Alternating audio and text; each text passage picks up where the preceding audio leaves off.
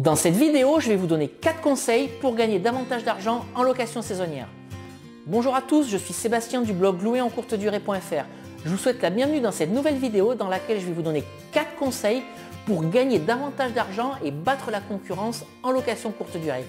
Mais avant que je vous en dise plus, je vous invite à télécharger gratuitement mes 2 e-books Convaincre la banque, mode d'emploi pour adopter la bonne attitude pour que la banque finance votre projet d'investissement locatif et doubler son salaire avec la location courte durée.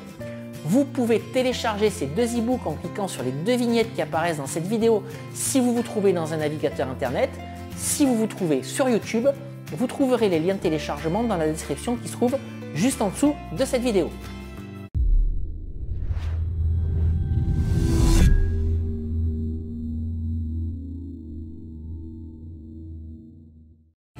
Alors conseil numéro 1, si vous voulez gagner de l'argent avec la location courte durée, il faut absolument être visible sur un maximum de plateformes.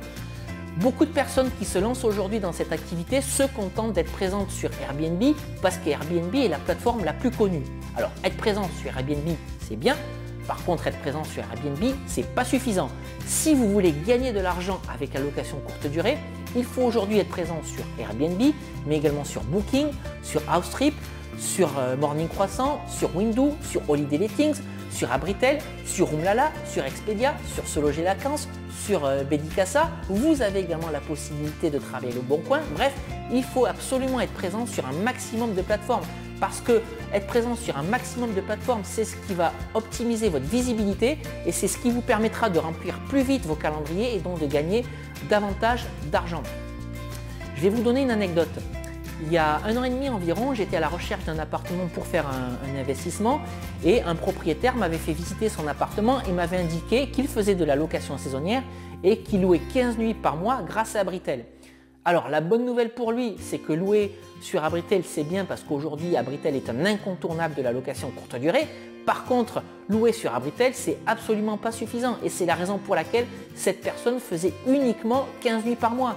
Si vous voulez gagner de l'argent avec la location courte durée, il faut viser au minimum 20 nuits, voire atteindre les 25 nuits. Et ça, c'est quelque chose de tout à fait réalisable grâce à la qualité de votre annonce. Et ce sera mon conseil numéro 2.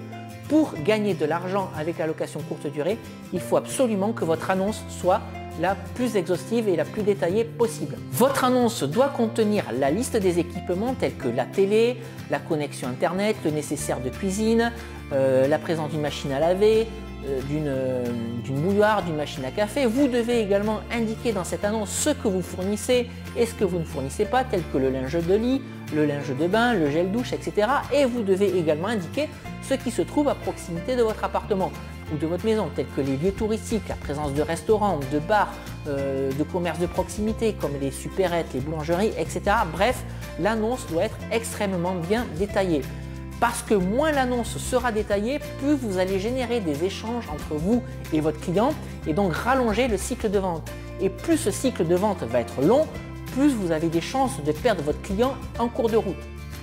Une annonce exhaustive, une annonce détaillée raccourcira le cycle de vente et maximisera vos chances de vendre des nuits à votre client.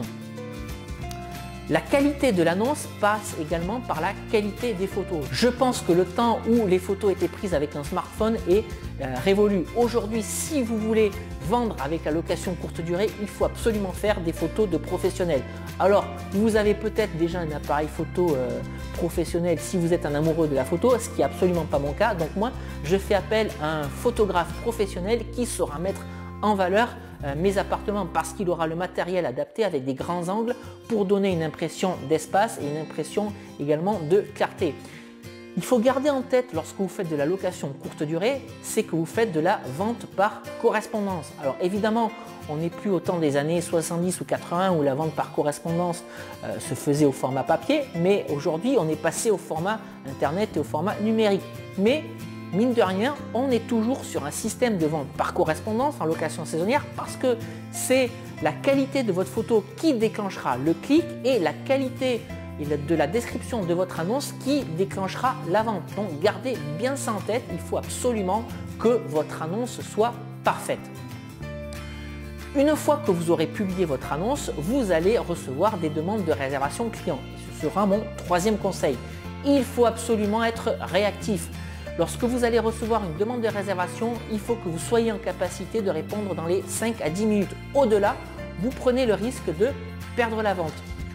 Vous avez déjà certainement, comme moi, déjà réservé au travers de la plateforme Airbnb et il n'y a rien de plus désagréable que de constater que des gens répondent à nos demandes de réservation plusieurs heures, voire plusieurs jours plus tard, voire jamais.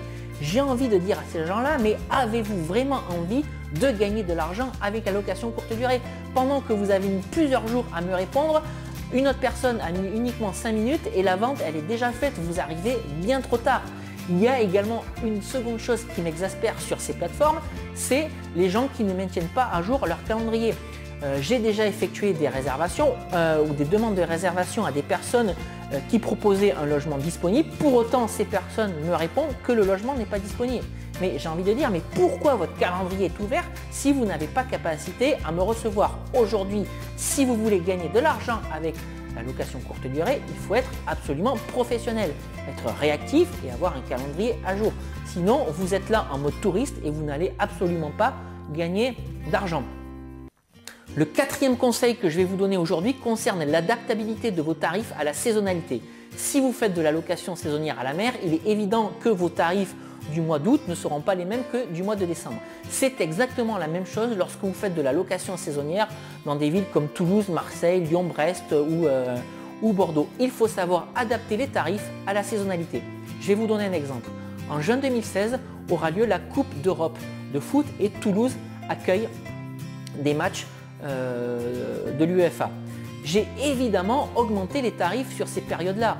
Et je suis très surpris en allant me promener sur Airbnb de voir qu'il y a des gens qui continuent à vendre des nuits à 40 € sur ces périodes-là. Mais j'ai envie de dire, mais encore une fois, est-ce que vous avez vraiment envie de gagner de l'argent avec la location courte durée? Montez vos prix. Sur ces périodes-là, j'ai déjà vendu des nuits à plus de 150 €. Mais pourquoi est-ce que vous ne faites pas pareil? Alors, je prends l'exemple de Toulouse avec la Coupe d'Europe, mais si vous habitez Strasbourg, il y a une période sur laquelle il faut absolument augmenter vos tarifs, c'est la période de décembre parce que le marché de Noël est très réputé. Alors, je ne sais pas à combien se vendent les nuits à Strasbourg, mais j'imagine que vous pouvez les multiplier par 2, voire par 3. Ça, c'est quelque chose qu'il faut garder en tête.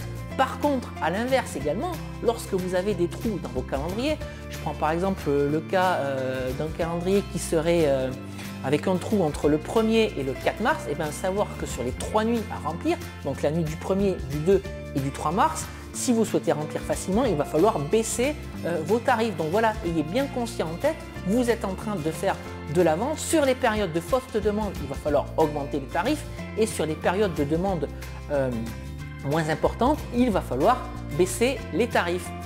Voici donc les 4 conseils que je pouvais vous donner aujourd'hui au travers de cette vidéo. Conseil numéro 1, être présent sur un maximum de sites internet. Conseil numéro 2, avoir une annonce exhaustive et détaillée. Conseil numéro 3, être très réactif par rapport à vos demandes de réservation. Conseil numéro 4, adapter vos tarifs à la saisonnalité. J'espère que cette vidéo vous aura plu. Si tel est le cas, n'hésitez pas à la liker et à la partager. Si vous souhaitez davantage d'astuces et de conseils sur la location courte durée, n'hésitez pas à me suivre sur louerencourtedurée.fr.